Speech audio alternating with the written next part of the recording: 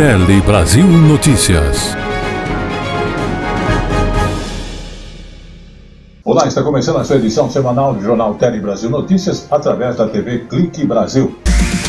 E nós estaremos apresentando hoje os seguintes destaques para a sua informação. Nova modalidade de pagamentos para contas recorrentes como água e energia, que é o Pix automático. Estaremos falando também sobre o fenômeno dos bonecos Reborn. E traremos também a parte de turismo, falando lá do município de Exu, lá no sertão de Pernambuco, a cidade de Araripe, onde nasceu Luiz Gonzaga e muito mais. Então, você acompanha outras informações também nesta edição. Vamos a ela. No ar.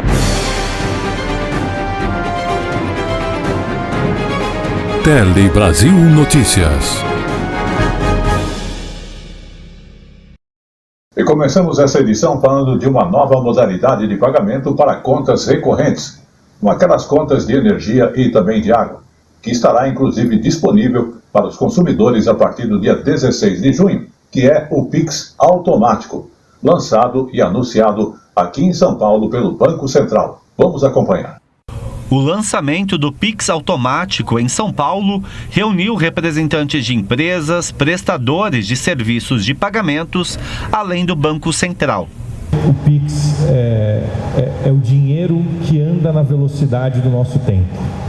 O Pix é o dinheiro que tem a velocidade das pessoas hoje em dia, dos negócios hoje em dia, da informação hoje em dia. O Pix automático é uma nova modalidade para pagamentos recorrentes. Poderá ser usado para pagar contas de energia, telefonia, internet, academia e escola, por exemplo. A operação é autorizada uma única vez e o pagamento é feito de forma automática, nas datas definidas, sem risco de multas e juros por atraso. O Pix automático é lançado agora, mas começa de fato a funcionar no dia 16 de junho e será da seguinte maneira: a empresa envia ao cliente uma solicitação de Pix automático como forma de pagamento. O cliente autoriza o pagamento das cobranças por Pix automático diretamente no aplicativo do banco e define as regras, como o valor máximo de cada pagamento. No caso de uma conta de energia, que costuma ficar abaixo de R$100 todo mês, por exemplo, o cliente pode optar em definir o valor máximo do pagamento automático em R$100. Periodicamente, nos dias anteriores ao pagamento, a empresa envia a cobrança ao banco do pagador. O banco agenda o pagamento e notifica o pagador. Nesse momento, o cliente pode conferir o valor e se terá saldo suficiente. No dia do vencimento, o banco efetiva o pagamento de acordo com as regras definidas na autorização. O cliente pode cancelar o Pix automático a qualquer momento pelo aplicativo do banco. Lançado em 2020, o Pix se tornou rapidamente o principal meio de pagamento no país, superando inclusive o cartão de crédito. Hoje são 160 milhões de usuários cadastrados, que somente no ano passado movimentaram 26 trilhões de reais. O consentimento ele é dado uma vez e aquele serviço vai ficar disponível por um tempo indeterminado. O consumidor, essencialmente, vai realizar todos os seus pagamentos de forma recorrente, de forma automática, sem preocupação. Vamos agora então falar de dados pessoais e a insegurança que temos hoje em dia, Muitas pessoas ficam inseguras quando é solicitado que forneça seus dados pessoais, quer o CPF numa farmácia ou em outros locais. E com frequência, às vezes a pessoa fornece e fica tranquila. Mas é importante sabermos que há risco e é necessário cuidados que devem ser justamente cercados ao uso de documentos pessoais. Vamos ouvir aí, nesta reportagem da Rede Minas de Televisão, uma entrevista do especialista e as orientações apresentadas a você.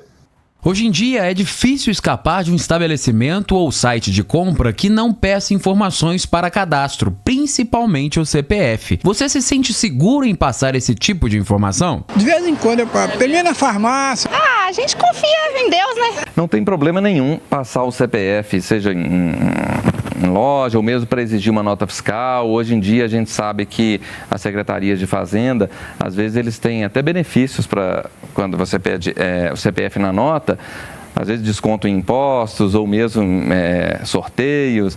O problema é quando você, às vezes, recebe algum e-mail ou você clica em algum link suspeito e aí pedem dados pessoais e você, não só o CPF, mas você coloca, às vezes, seus dados pessoais ali, às vezes conta bancária. Uma pesquisa do Data Senado revelou que 24% dos brasileiros já sofreram golpes digitais. E é por isso que o CPF é tão significativo para os fraudadores, pois é por meio dessa informação que boa parte desses golpes foram realizados. Os golpistas, às vezes, usam o CPF para abrir empresas, inclusive. Aí abre uma empresa em nome da pessoa e essa empresa pode cometer vários ilícitos ali. Este especialista em ciências da computação alerta que é muito difícil o CPF de uma pessoa cair na mão de alguém mal intencionado se não for por descuido próprio. Tentar sempre desconfiar da grande oferta, não agir só na intuição e começar essa educação desde cedo, com as crianças, né? Muitos aí já devem ter registrado, quem tem crianças mais novas, quando você registra o seu filho, tira a certidão de nascimento, já pode sair com o CPF. Já pensou se essa criança chegar lá na fase adulta e descobrir que o CPF dela vazou e ela perdeu aquele CPF, tem uma empresa que já opera desde a época que ela tinha 3, 4 anos de idade? Já pensou que transtorno? O ideal é sempre suspeitar das mensagens que chegam, verificar se está .gov.br, verificar se tem algum anexo, às vezes está com um link suspeito ali. Vamos agora então falar de saúde, porque o Brasil bateu recorde de transplante em 2024. Vamos agora então falar de saúde, porque o Brasil bateu um recorde de transplantes em 2024. Foi um total de 30 mil procedimentos somente o ano passado. Apesar do resultado, que é um resultado expressivo, o país ainda tem 78 mil pessoas aguardando na fila por um órgão. Vamos acompanhar mais detalhes nessas informações desta reportagem. O Brasil ultrapassou a marca de 30 mil transplantes de órgãos em 2024, de acordo com o anúncio do Ministério da Saúde. Este é o maior número de transplantes já realizados em um ano no país. 85% dos procedimentos aconteceram pelo SUS. Córnea e rim foram os órgãos mais transplantados no ano passado e também as maiores demandas. Atualmente, a fila de espera por doação de órgãos tem 78 mil pessoas.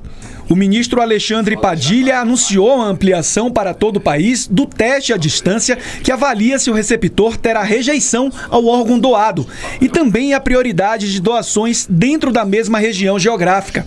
Medidas com vista em reduzir o tempo entre a doação e o transplante. Eu sou absolutamente convencido que um hospital, quando ele consegue fazer um transplante complexo, melhora o hospital inteiro. Um doador de órgãos pode salvar até 8 vidas. O Ministério da Saúde orienta que, se você tem interesse em ser um doador após a morte, converse com sua família sobre isso e deixe registrada a sua vontade. E vamos agora aos nossos apoiadores e já estaremos de volta. O melhor da informação, da notícia, está aqui.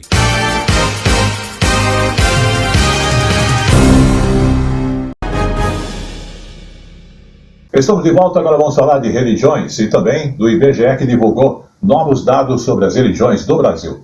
O resultado não é diferente de outros levantamentos já feitos sobre essa questão, ou esse assunto, e mostra uma queda constante na quantidade de católicos. Ao mesmo tempo, cresce o número de evangélicos, que já são mais de 1/4 total da população aqui no Brasil. Outros grupos religiosos e as pessoas sem religião também estão aumentando na questão de volume de pessoas. Vamos observar nesta reportagem. A história de Hamilton dos Santos Júnior é bem familiar para muita gente. Hoje, ele é pastor e vive num bairro nobre do Rio de Janeiro. Mas, na juventude, abusava do álcool e de outras drogas. Foi quando passou em frente a uma igreja evangélica, entrou e foi acolhido. Tem muito dessa de te levantar, de colocar para frente, você pode, você vai, você consegue. E isso vai dando lá aquele trabalho lá, vai fazendo aquele trabalho de restauração interior para você começar uma nova vida. Assim como Hamilton, quase 27% da população brasileira é evangélica, de acordo com o censo de 2022. Fazem parte de grandes denominações, como a Assembleia de Deus e a Convenção Batista, e também de milhares de pequenos templos espalhados pelo país. O segmento é o que mais tem crescido nos últimos anos. O teólogo Ronilson Pacheco acredita que esse aumento tem a ver com fatores como a facilidade que essas igrejas são criadas, principalmente nas periferias, o vínculo comunitário que elas criam e também há um apelo maior com os jovens. Uma linguagem descolada, uma linguagem totalmente atualizada, totalmente adaptada, à linguagem atual da juventude. Eu acho que tudo isso traz um apelo significativo para o crescimento evangélico. Hoje, a população está dividida da seguinte forma: os católicos ainda são maioria, com mais da metade da população. Em segundo lugar, vem os evangélicos, com quase 27%. Em seguida, vem o grupo dos que não têm religião, com quase 10%. Depois, vem os de outras religiosidades, os espíritas, os de matriz africana e, por último, os de tradições indígenas. Na comparação com o censo de 2010, os evangélicos apresentaram o maior crescimento de seguidores. Também subiram de tamanho os sem religião, os de outras religiosidades e os da Umbanda e Candomblé. A Igreja Católica teve a maior redução de fiéis. Os espíritas também diminuíram de proporção. Apesar do crescimento dos evangélicos, ele aconteceu num ritmo menor do que o esperado. Com base em pesquisas anteriores feitas por outros institutos, a estimativa era que eles já tivessem ultrapassado os 30% da população. A pesquisa do IBGE também traz um recorte regional. O catolicismo é maioria em todas as regiões, com destaque para o Nordeste e o Sul. Os estados mais católicos são Piauí, com mais de 77% dos moradores, Ceará e Paraíba. A região mais evangélica é o Norte, com destaque para os estados do Acre, Rondônia e Amazonas. Os adeptos do catolicismo são maioria, mas a religião é ainda mais forte entre a população branca, onde 6 em cada 10 se declaram católicos. Quase metade dos evangélicos se diz pardo e 12% pretos. Os praticantes das religiões afro-brasileiras e espíritas são os que possuem maior escolaridade. Muito bem, vamos falar agora de um assunto polêmico, que são os bebês reborn. O assunto desse fenômeno, desses bonecos, tem gerado, inclusive, inúmeros debates nas redes sociais. Eles são bonecos, só que tem gente brigando, inclusive, pela guarda desses bonecos, levando a consultas médicas e, olha só, tratando como uma criança de verdade. É uma questão que pode estar longe de um simples hábito, né? E também você vai conferir mais detalhes nesta reportagem da TV Pernambuco.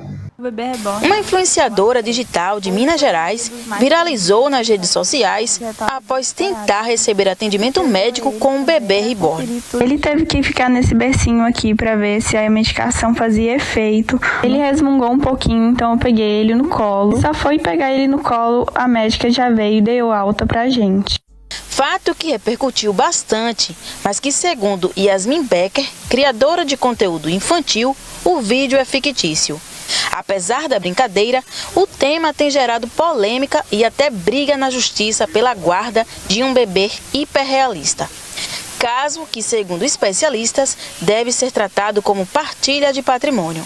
Para o direito de família, a gente não vai poder discutir em relação à guarda, pensão alimentícia de um bebê reborn. Por quê? Porque ele é considerado um bem móvel. Ele não é considerado um sujeito de direitos e deveres com personalidade jurídica, como o Código Civil exige. Então, ele pode sim ser alvo de uma partilha de bens quando do divórcio. E se porventura, como um caso aí que surgiu recentemente, a questão de ele tinha uma rede social e gerava um lucro. E como é que fica? Esse lucro vai ser partilhado entre o casal, como se fosse uma empresa. Os bebês reborn se popularizaram no Brasil no início dos anos 2000 2000 e, conforme o passar dos anos, foram se assemelhando cada vez mais aos bebês de verdade. Diogo comercializa esses bonecas em uma loja no Recife há pelo menos 8 anos. E para atrair as crianças e as famílias, ele torna o espaço um ambiente lúdico. Depois que o bebê ele nasce, né, a criança ela quer colocar as informações. Então a gente tem a certidão de nascimento, onde tem aqui o nome da bebê, tem a carteirinha de vacinação, o teste do pezinho. É dessa fantasia que alguns clientes têm superado alguns quadros traumáticos. A gente já vem há alguns anos observando e atendendo adultos, mulheres em sua maioria, pessoas com problemas de depressão, que perderam seus filhos. Especialistas indicam que é importante estabelecer limites e saber diferenciar uma brincadeira saudável de uma possível distorção da realidade. Olha, você ter uma boneca é super saudável, você ter esse instrumento em casa, super saudável, tá? O que é patológico e que não pode? Você pegar uma boneca que é um objeto, depositar um sentimento, e quando você cair na realidade, o que vai acontecer? Você vai se frustrar. Então você vai ter uma crise de ansiedade, você pode entrar em depressão, porque aquilo que você depositou como verdadeiro é algo que é fantasioso. A gente precisa ajudar as pessoas. Quem tem esse sentimento, quem faz essa transferência, muitas vezes não percebe que está fazendo. A família tem que dar todo o apoio e, acima de tudo, buscar essa ajuda. Vamos falar de saúde do governo brasileiro, que tem trabalhado para conseguir uma certificação internacional aqui no país da eliminação da transmissão vertical do HIV. É aquela questão de mães para filho durante a gestação, a transmissão do HIV. E para isso acontecer, inclusive, o Ministério da Saúde produziu um relatório sobre o controle do vírus no país. E no último dia 3 de junho, foi entregue à Organização Pan-Americana de Saúde, durante um congresso no Rio de Janeiro. Vamos observar detalhes desse fato com o Rio de Janeiro, através do repórter Vladimir Platanov. Estou aqui no Congresso Brasileiro de Doenças Sexualmente Transmissíveis com a presença do ministro da Saúde, Alexandre Padilha, e ele estava lembrando que cerca de 40 anos atrás, quando os primeiros casos de AIDS surgiram no Brasil, lá na década de 80, o diagnóstico era praticamente uma sentença de morte. Quem é mais velho lembra disso, os mais novos talvez não se recordem. Ainda não existiam remédios eficientes para prevenir que as mães passassem para os filhos o vírus HIV.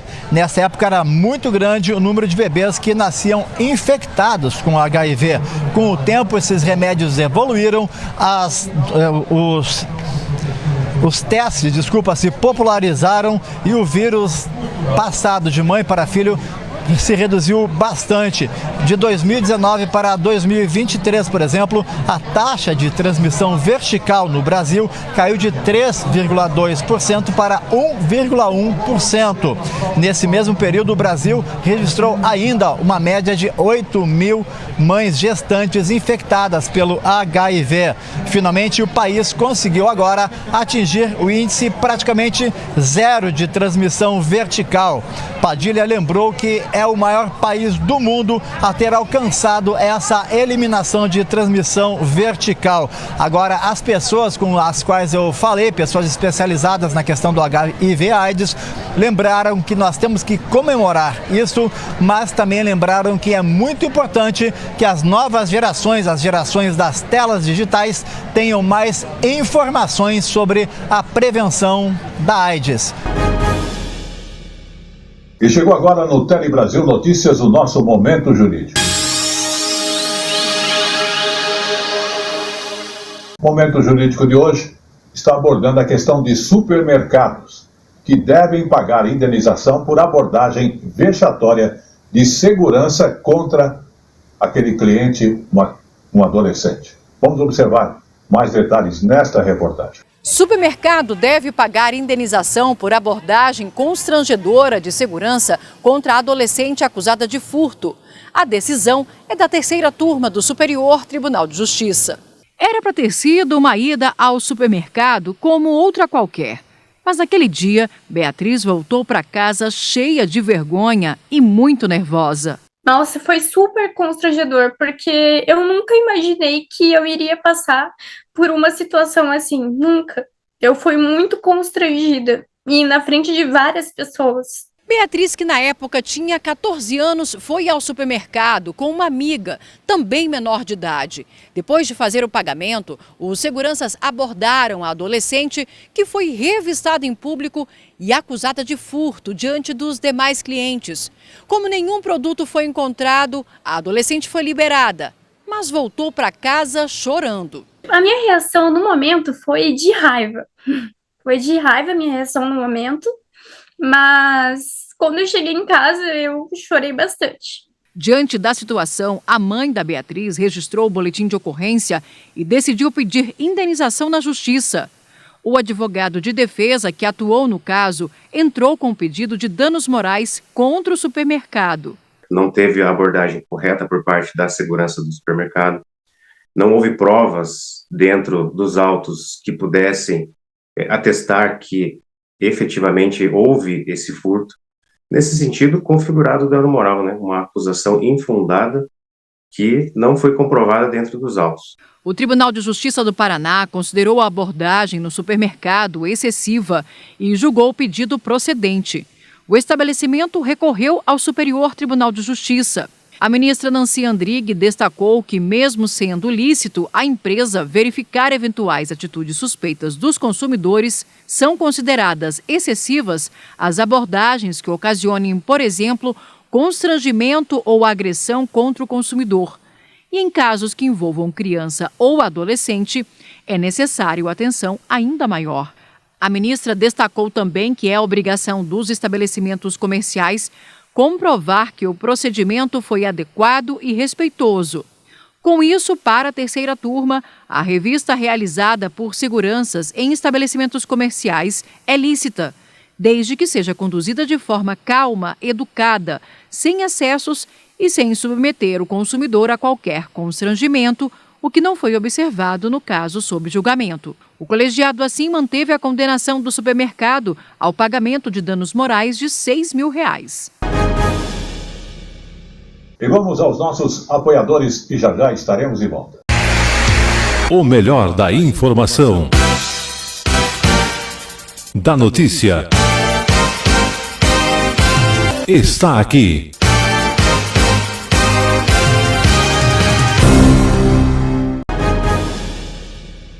Estamos de volta agora falando então dos impactos das telas, sim, telas de computador, celular, na saúde física e mental, sobretudo quando nos falamos aqui de crianças e adolescentes.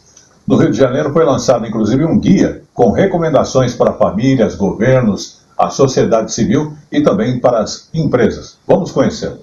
Proteger crianças e adolescentes dos perigos da internet é a proposta do guia sobre o uso de dispositivos digitais, lançado no Rio. Ele vai, por exemplo, orientar a família sobre quando dar ou não um celular próprio, acesso a telas.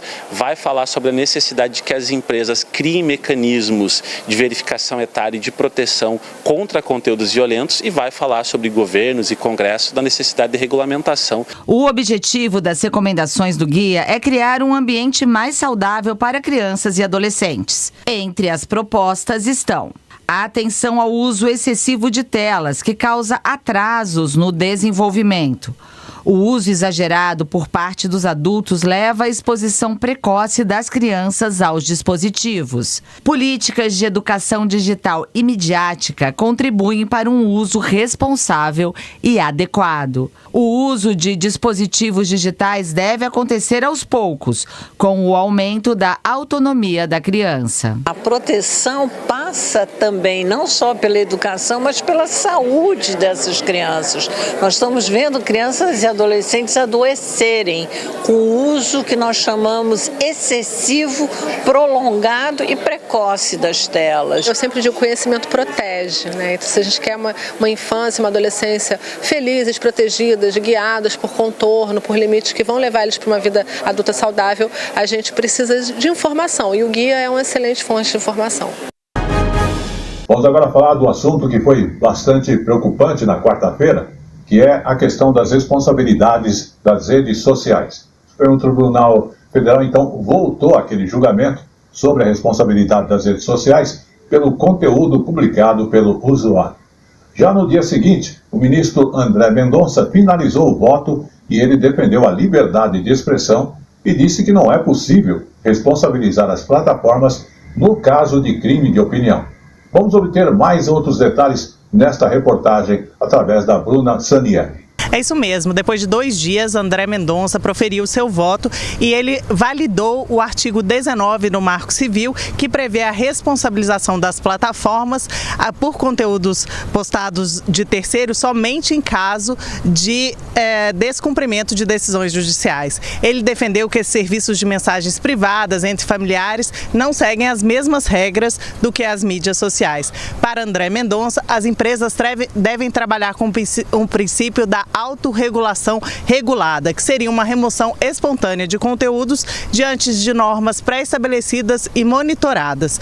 O ministro também defendeu a liberdade de expressão e que deve prevalecer aí na manifestação de ideias. No caso de perfis falsos ou perfis de robôs, ele disse que as redes sociais devem retirar esse conteúdo assim que tiverem conhecimento das contas, sem necessidade aí de uma decisão judicial. Vamos ouvir o que o ministro disse.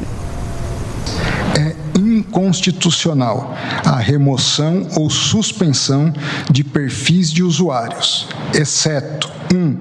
Quando comprovadamente falsos, seja porque relacionados à pessoa que efetivamente existe, mas que, ao saber da falsidade, denuncia com a devida comprovação que não utiliza ou não criou aquele perfil. Também falsos porque relacionados à pessoa que sequer existe, fora do universo digital, os chamados perfis robôs. Também só se admitiria a remoção de perfis quando o próprio perfil tem como objeto direto a prática de atividade em si criminosa. Além de André Mendonça, outros 3 ministros já votaram aí nesse processo. O presidente do STF, Luiz Roberto Barroso, e os relatores dos 2 casos, Dias Toffoli e também Luiz Fux. Os 3 entenderam que o artigo 19, que fala da responsabilização, é inconstitucional e votaram a favor da responsabilização das plataformas por retirar conteúdos ilícitos publicados por terceiros. Faltam ainda os votos de 7 ministros, mas ainda não há uma data para a retomada do julgamento. Vamos agora falar então de mudanças climáticas e também de ecologia, porque as crianças brasileiras nascidas a partir de 2020 já devem sofrer mais do que as gerações anteriores que nasceram. As consequências são a questão, primeiro, das mudanças climáticas, também a onda de calor e perdas de safras e, por último, temos aí as inundações. Vamos obter mais detalhes dessa informação através desta reportagem. Se a situação climática já está difícil atualmente, ela vai piorar muito nas próximas décadas. É o que aponta um relatório do Núcleo de Ciência pela Infância, que reúne cientistas e pesquisadores com dados produzidos pela Fiocruz. O estudo mostra uma escalada contínua dos eventos climáticos extremos no Brasil, como secas e inundações.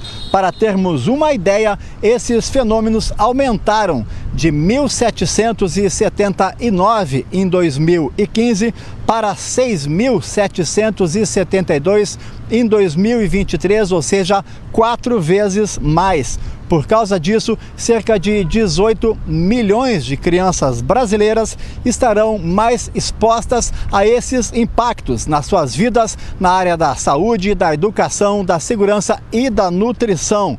No futuro, essas crianças viverão, em média, 7 vezes mais ondas de calor e 3 vezes mais inundações do que nós atualmente. São números que ligam um alerta para a necessidade de preservarmos o meio ambiente e garantirmos um futuro melhor para essas crianças. Muito bem, ainda falando de mudanças climáticas e também de ecologia, vamos falar do ano de 2024, que pelo menos 10% da superfície marítima no mundo todo foi mais quente e tem aumentado as ondas de calor e também os ciclones no Pacífico. O aquecimento foi ainda maior do que já registrado. Inclusive, as informações são do relatório publicado pela Organização Meteorológica Mundial. Vamos observar. O ano passado foi o mais quente da história no Oceano Pacífico. A água ficou meio grau mais aquecida que a média e foram as que mais esquentaram nos últimos 50 anos. O maior impacto ocorreu nas ilhas mais próximas da Austrália e as consequências já são percebidas. O nível do mar subiu, a temperatura aumentou nos continentes e, com isso, os ciclones se tornaram mais comuns e mais destrutivos. O documento da Organização Meteorológica aponta que as Filipinas registraram no ano passado 12 ciclones entre setembro e novembro, mais que o dobro da média histórica. Mais de 13 milhões de pessoas foram impactadas e cerca de 1,5 milhão forçadas a se deslocar em busca de segurança. Segundo a agência da ONU, além da influência do El Niño, os níveis de carbono na atmosfera aumentaram 11% nas últimas 2 décadas, condenando o planeta a muitos anos de aumento das temperaturas. Vamos aos nossos apoiadores, já estaremos de volta. O melhor da informação, da notícia,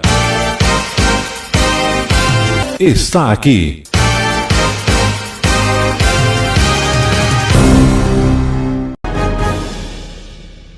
E estamos de volta agora falando então do meio ambiente e a poluição do ar. Problemas ambientais apontados pelas pessoas em 5 capitais brasileiras.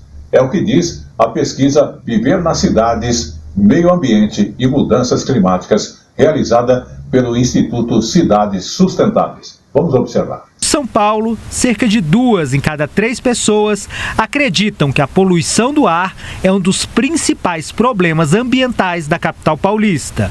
É o que diz uma pesquisa do Instituto Cidades Sustentáveis e também quem anda pelas ruas da cidade.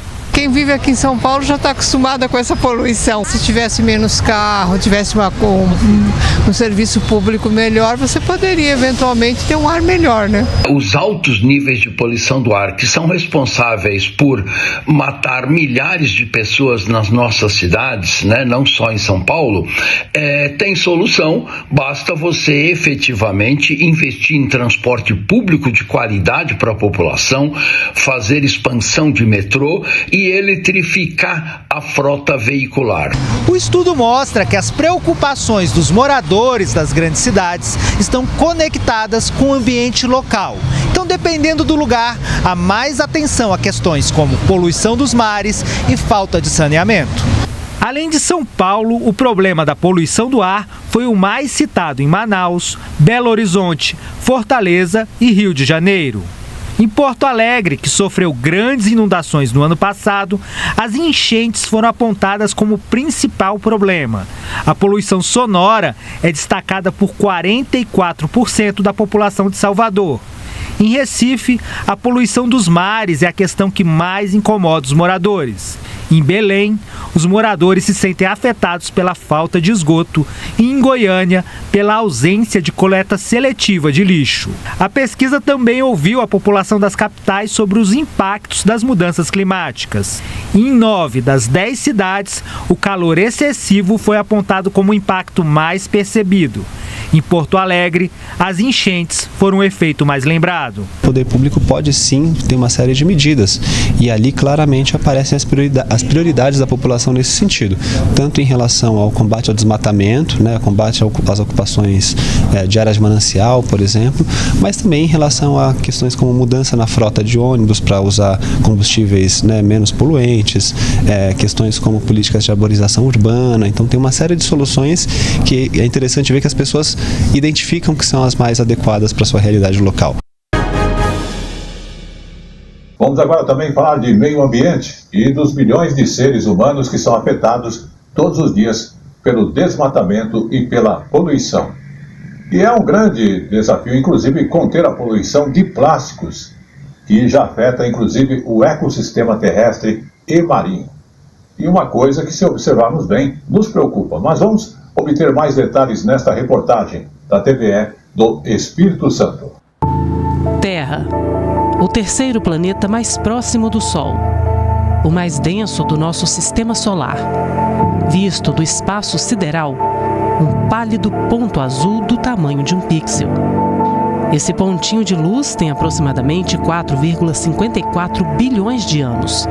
Já foi palco de inúmeras dinastias de reis, rainhas, imperadores, ditadores. Guerras, bombas atômicas e tragédias foram e ainda são produzidas pelos seus próprios habitantes, ditos racionais. Terra, lar de 8 bilhões de seres humanos. Seus inimigos se modificaram ou se multiplicaram com o passar do tempo. Poluição, desmatamento, mudanças climáticas. Uso desmedido dos recursos naturais.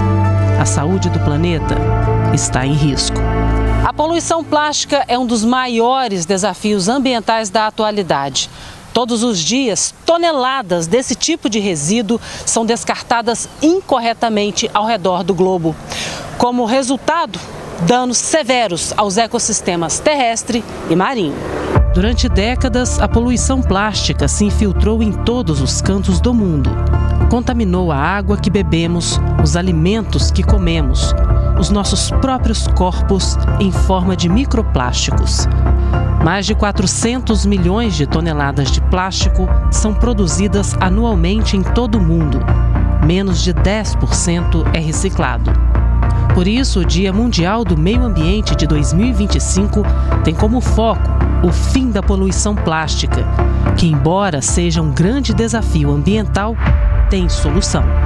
A campanha deste ano incentiva sociedade, organizações, indústrias e poder público a adotar práticas sustentáveis para impulsionar mudanças sistêmicas. Liderado pela ONU desde 1973, o Dia Mundial do Meio Ambiente é o maior evento de conscientização ambiental do planeta. Mais de 150 países estão envolvidos no movimento. Muito bem, estamos de volta agora falando do português, que é a língua oficial do Brasil. Mas o Maranhão se destaca por um vocabulário próprio e cheio de expressões que revelam a riqueza da cultura daquele estado. E para valorizar e traduzir justamente esse jeito único de se falar, uma publicação reuniu os principais termos usados pelos maranhenses. Vamos conhecer agora o dicionário maranhense na reportagem da TV UFMA. Ei, minha irmã. Pequeno, eu te dou-lhe. Você tá doida, é? Nas ruas, o português tem dicionário próprio e o maranhês aguça a curiosidade de quem vem de fora. Que é a expressão maranhense. E se bater aquela fome, o melhor é dizer... Todo mundo chega brocado. Por quê? Ah, com fome, amiga. E até para elogiar uma mulher, tem seu jeitinho. É, sim.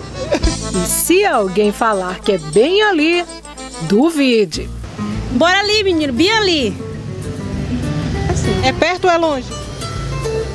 A gente costuma dizer que é perto, mas é longe, bem ali. E eu estou aqui com a... Bruna. E com o... Bruno. Pequena e pequeno, mas essas duas expressões não servem apenas para quem é desse tamanho. Aqui no Maranhão serve para todo mundo. Essa pequena agora vive em festa, puxou pra madrinha, trabalhar que é bom. As expressões do dicionário maranhês já ganharam os palcos. São 13 anos de sucesso no espetáculo Pão com Ovo.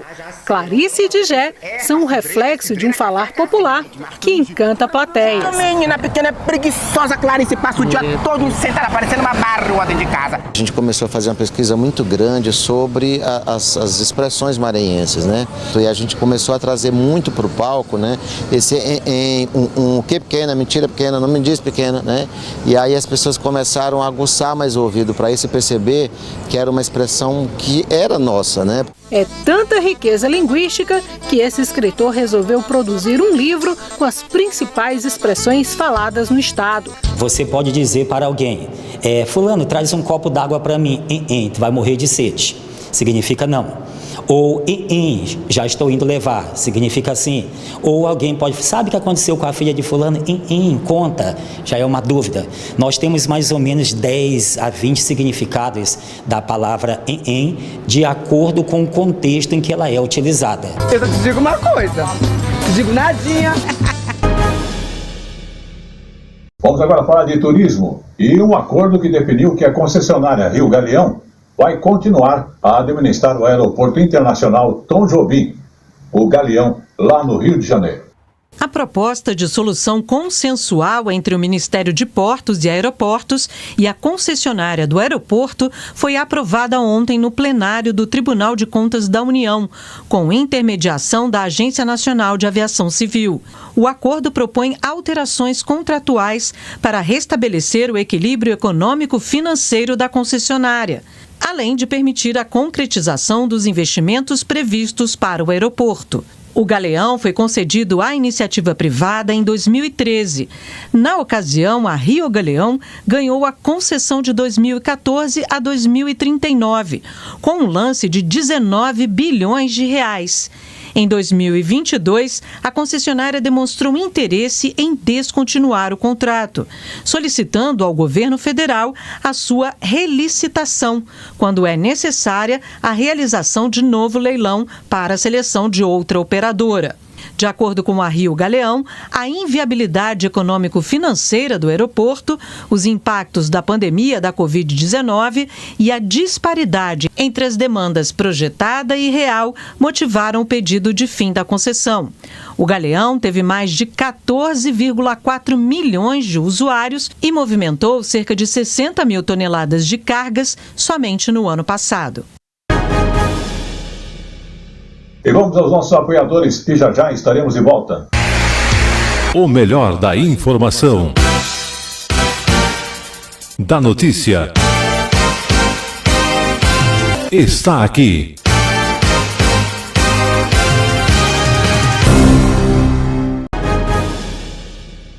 E ainda continuando sobre o assunto de aeroportos aqui no Brasil, aeroportos, então, do norte do Brasil registraram em abril um marco histórico. Mais de 888 mil passageiros passaram pelos terminais da região. Olhando bem, é o maior volume dos últimos 5 anos para o mês. Vamos obter mais detalhes desse fato através de Manaus. Agora a TV Encontro das Águas nos traz esses detalhes. E a COP30 deve deixar ainda mais movimentado os aeroportos por aqui na região norte do país. Foram quase 900 mil passageiros embarcando e desembarcando, o maior movimento para o mês de abril nos últimos 5 anos. O crescimento foi de quase 13% em relação ao ano passado.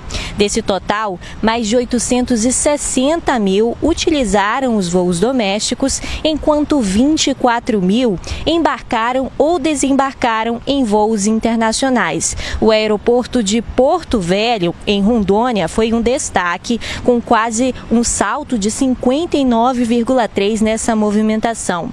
Já os terminais de Belém e também o daqui de Manaus continuam sendo os mais movimentados. Juntos, eles respondem a mais de 60% de todo o tráfego aéreo daqui da região. E todo esse aumento reflete os investimentos em infraestrutura. Só o aeroporto de Belém, por exemplo, ele está passando por uma reforma de quase R$500 bilhão, que promete quadruplicar a capacidade justamente para receber a COP30, que vai acontecer em novembro na capital paraense. E o governo federal estima que esse número deve aumentar, refletindo a importância da Amazônia para a integração do Brasil com o mundo inteiro. Essas são as informações. Muito bem, vamos falar agora então de um projeto no interior de Pernambuco que está aproveitando o tecido, aquele que é descartado pelo polo têxtil, e transformando em um novo negócio. Inclusive, o jeans que iria para o lixo está virando produto que tem sido comercializado em várias regiões do Brasil. Vamos obter mais detalhes sobre esse acontecimento através da PrEP TV de Caruaru. É pelas mãos firmes de Dona Zilma que a passadeira vai tomando forma. Com precisão e segurança, ela vai traçando a trama, até o produto ficar pronto para ir para a prateleira. Quando a gente vê um detalhe que, se a gente vê que precisa ser refeito, a gente refaz tudinho. Mas que quando chegar no consumidor, ele tenha a certeza de que ele está consumindo, pegando, comprando, adquirindo uma peça feita com amor e com dedicação. Assim como ela, outras mulheres do projeto Mulheres de Argila confeccionam peças feitas de barro e de aurelas, sobras da indústria têxtil do jeans. O que iria para o lixo se torna uma peça bem trabalhada, gerando renda para as mulheres do Alto do Moura. O projeto Mulheres de Argila surgiu em meados de 2011. Um grupo de mulheres se juntou para confeccionar peças de artesanato, como trama, tecelagem manual, macramê e crochê. A iniciativa cresceu e conquistou o apoio do Sebrae nos requisitos que abrangem áreas como renda, sustentabilidade, cultura, artesanato e educação. Foi a partir daí que os restos de tecidos de empresas passaram a ser enviados diretamente para o projeto. Para que crie um ecossistema de apoio para desde o desenvolvimento do produto até a comercialização e a estruturação e a permanência dessa própria entidade de classe, porque ela tem que ser viável economicamente. Nesta indústria, por exemplo, a cada coleção são criados 55 modelos de peças. Para a venda, são confeccionadas em média 20 mil peças, produzindo uma grande quantidade de resíduos. Durante o corte na produção do jeans, entre 15% e 20% do tecido são descartados como resíduos. Alguns acabam sendo até queimados, o que gera grande impacto ambiental. Na natureza, por ser tecido sintético, o jeans demoraria quase 400 anos para se decompor. E com esta iniciativa, não são apenas as mulheres de argila que ganham, mas o meio ambiente também. A partir do momento que ele recolhe esse material, esse resíduo, destina de forma adequada para uma associação, que ela utiliza esse material, desses 15%, 20% que sai daqui da indústria, e ela coloca e faz artesanato com isso, a gente coloca isso como economia circular. Então, ele está justamente tendo um impacto ambiental positivo para a sua indústria. 25 milhões de metros de aurelas de jeans são descartados por mês pelo polo têxtil, composto por 18 municípios pernambucanos. Tecido que iria para o lixo, seria queimado ou poluiria o meio ambiente, aqui em poucas horas se transforma em fonte de renda. Os produtos já foram levados para São Paulo Fashion Week e foram comercializados fora do Brasil, em países como Itália e Canadá. E hoje as peças também são comercializadas na FENEARTE, a Feira Nacional de Negócios do Artesanato, realizada na capital pernambucana, no Recife. E o que antes era só um trabalho para complementar a renda, hoje virou cuidado, paz e remédio para a alma, uma terapia para essas mulheres. Muito bem, vamos falar então de festas juninas que acontece na região norte do país, mas que em toda parte você encontra lá aqueles adereços para serem usados. Então, os festejos de São João, nós procuramos geralmente ter aí enfeites, bonequinhos, chapéus, lacinhos, roupas, e olha, que está tudo preparado lá naquela região e outras também. E não é por falta de adereços. Aquela blusa xadrez tradicional, você não vai deixar de aproveitar essa época de festas juninas por não ter o produto. É o que vai nos mostrar para nós a PrEP TV de Caruaru. Vamos observar. O som das máquinas é que dita o ritmo por aqui. Essa é a época de que quem trabalha com costura redobrar a produção das peças em xadrez para o São João. Muitos costureiros se preparam o ano inteiro. André é um deles. Não perdeu tempo e investiu num nicho que tem muita saída.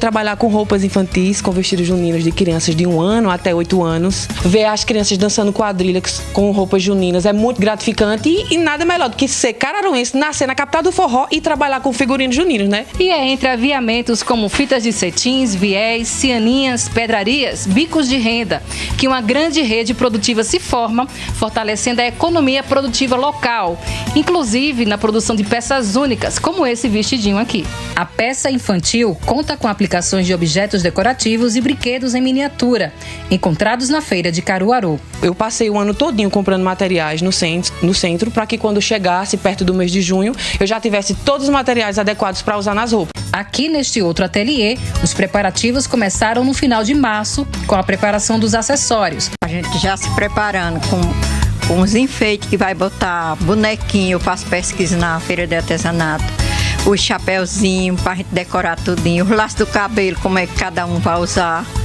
Porque a gente tem que preparar tudo isso para quando o cliente chegar a gente mostrar hoje.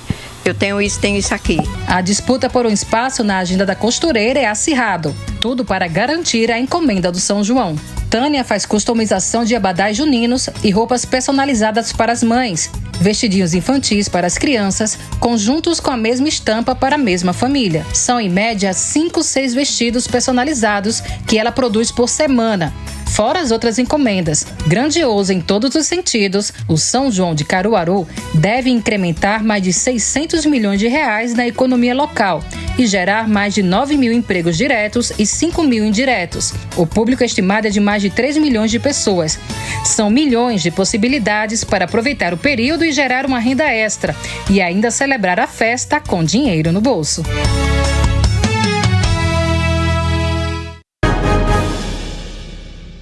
Em época então de festas juninas, vamos falar aqui de São Paulo, a terra da garoa, né? Que tem festas juninas por toda a parte da cidade e também no interior. Mas olha, inclusive nós vamos acompanhar agora de perto o momento exato do último dia 7 de junho, de uma tradicional festa que acontece aqui no centro de São Paulo, que é esta festa junina e outros detalhes mais. Observe. Eu estou aqui na festa junina da Consolação, uma das mais tradicionais e aguardadas pelos paulistanos. Neste primeiro sábado de junho tem muito arraiá aqui na cidade, tem no Memorial da América Latina, tem também no Centro de Tradições Nordestinas e tem em igrejas, como aqui na paróquia Nossa Senhora da Consolação. A gente tem já bastante gente que veio para cá para aproveitar as comidas típicas, bebidas. A música começou agora, parece até que a gente combinou, mas foi apenas coincidência, viu? E a gente tem ali atrás a barraca do churrasco, barraca do pastel. Lá do outro lado tem ainda muito mais barracas que a gente não consegue nem chegar de tanta gente que tem por aqui. Às 7h30 deve começar o forró ao vivo por aqui e toda essa tradição de música, comidas e bebidas, quadrilhas, traz também, impulsiona o turismo aqui no estado. A expectativa é de receber 520 mil turistas no período, segundo o governo paulista, o que deve movimentar quase 400 milhões de reais. De cada 10 municípios paulistas, 9 esperam receber visitantes. E uma pesquisa da Serasa sobre os impactos nas finanças aí que as festas trazem aponta que 6 em cada 10 brasileiros vão aproveitar os arraiás pelo país e também 60% das pessoas esperam ganhar uma renda extra com os festejos, com o movimento todo aí, né, do comércio, do setor de serviços, tudo isso aquecendo aí a economia. E essa tradição que a gente tem das festas juninas, principalmente na região Nordeste, mas a gente lembra aqui que a cidade de São Paulo tem a maior população nordestina fora da região Nordeste, então as festas por aqui são bem animadas também. E vamos aos nossos apoiadores e já estaremos de volta. O melhor da informação, da notícia, está aqui.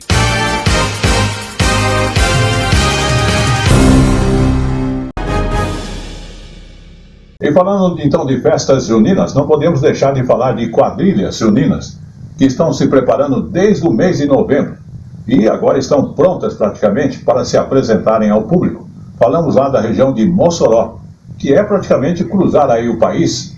Vamos conferir nesta reportagem.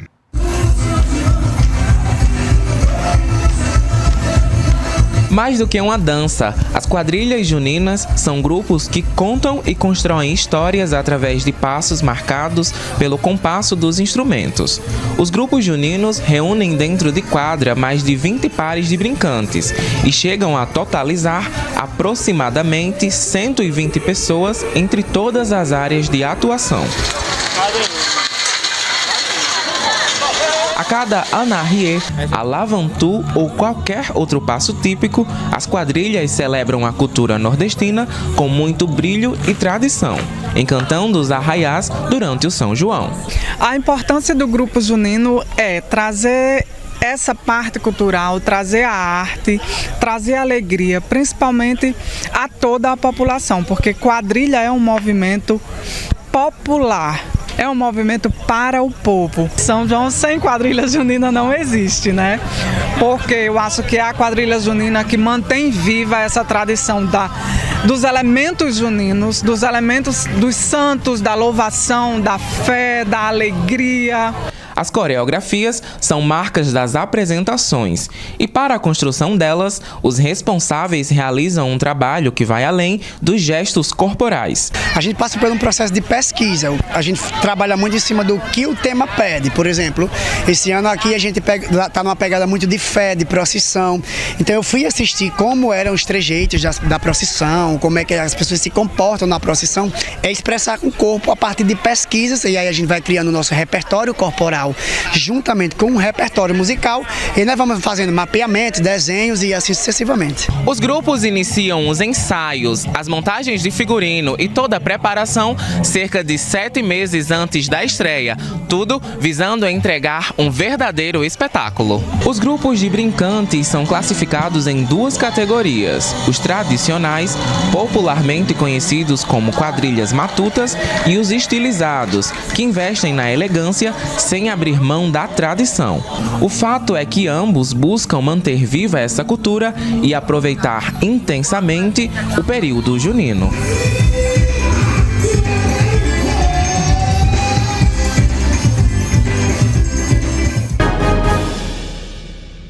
Vamos também falar de eventos que estão acontecendo no Rio de Janeiro. A autora do clássico Abre Alas, a musicista Chiquinha Gonzaga, é uma anfitriã que está lá por meio da inteligência artificial. É uma exposição que está acontecendo no Rio de Janeiro. Vamos conferir. Uma viagem pela história de instrumentos musicais, equipamentos de gravação e aparelhos de reprodução do som pode ser feita na exposição Sinfonia da Criatividade. Montada na Casa da Ciência da Universidade Federal do Rio de Janeiro, a mostra destaca a evolução da propriedade intelectual. A reprodução musical sofreu uma grande transformação nos últimos anos, com diversos dispositivos e tecnologias, inclusive algumas patenteadas, para reprodução musical, até chegar na inteligência artificial, que hoje tem sido uma questão bastante discutida, inclusive no âmbito do direito da propriedade intelectual. Dos primeiros gramofones até o MP3 e o streaming, muita coisa mudou nos últimos séculos. Nesta exposição, quem nos conta um pouco sobre isso é ninguém menos do que Chiquinha Gonzaga, agora recriada com inteligência artificial. Chiquinha, me conte um pouco sobre a evolução musical desde a tua época até atualmente com os MP3 e música de streaming. A evolução musical é fascinante. Desde minha época, com o machixe e o choro, até os dias atuais, a música se tornou mais acessível. O MP3 e o streaming revolucionaram a forma como ouvimos e compartilhamos música, democratizando ainda mais a cultura. A ideia de recriar Chiquinha Gonzaga com auxílio da inteligência artificial é uma forma de atualizar a figura da musicista e maestrina, que nasceu em 1847 e morreu em 1935. Compositora do famoso Abre Alas, ela foi uma das primeiras pessoas a defender o direito autoral de músicos e autores teatrais. E em pesquisas, entendemos que Chiquinha Gonzaga era o melhor de tudo, porque ela era mulher, negra, empoderada, criou a Associação de Autores Teatrais para proteger direitos autorais naquela época, a gente está falando do início do século XX.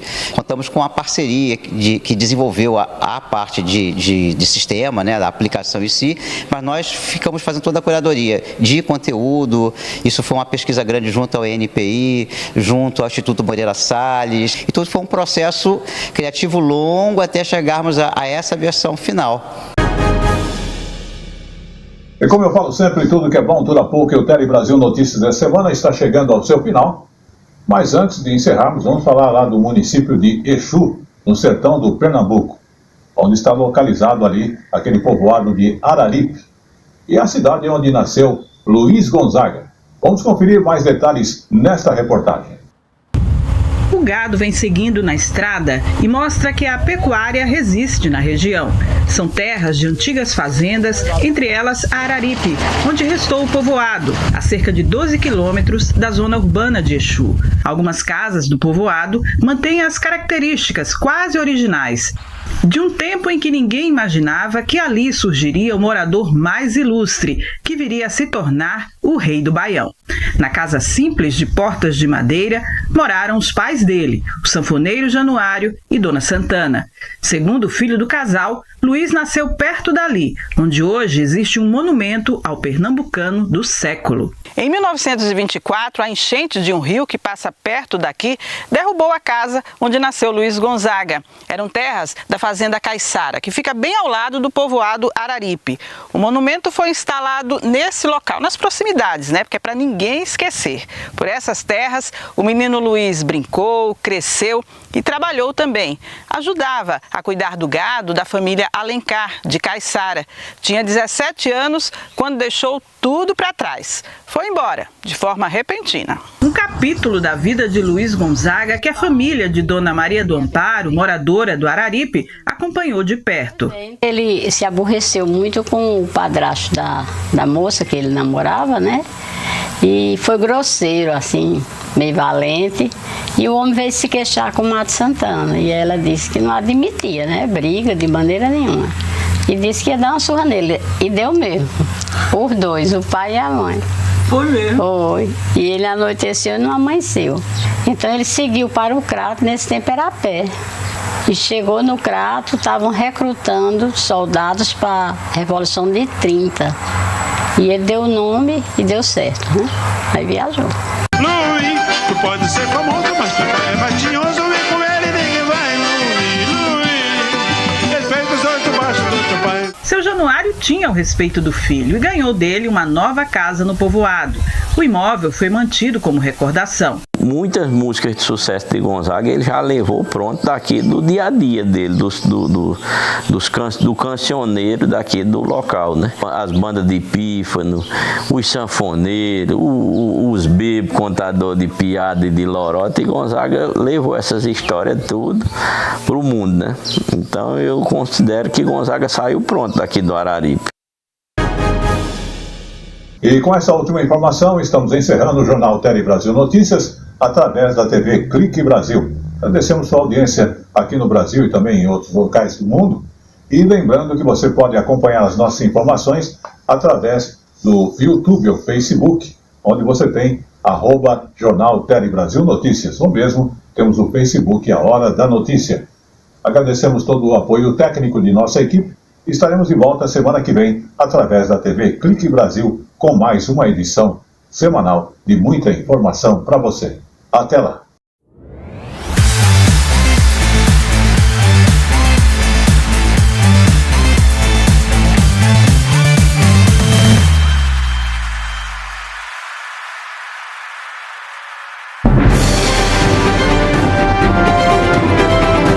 Tele Brasil Notícias.